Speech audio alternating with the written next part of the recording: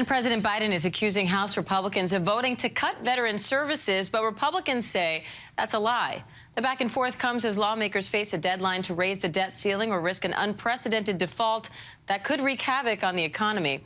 White House correspondent Karen Travers joins me now for more. Karen, you talk with radio hosts across America every day. What are they asking you about the consequences of a default, and how could this be resolved?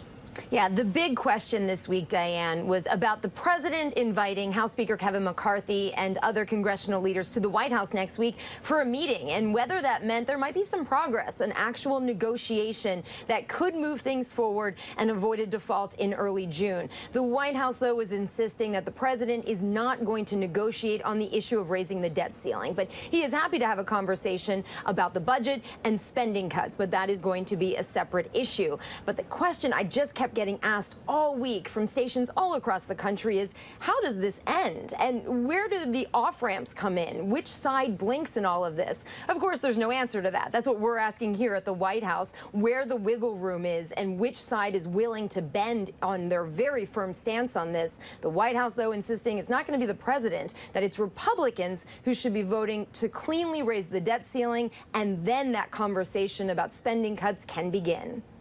Now, Republicans are denying that they voted to cut veteran services when they passed their plan to raise the debt limit. So can you clear this up? What exactly is in the plan, and what's with this back and forth?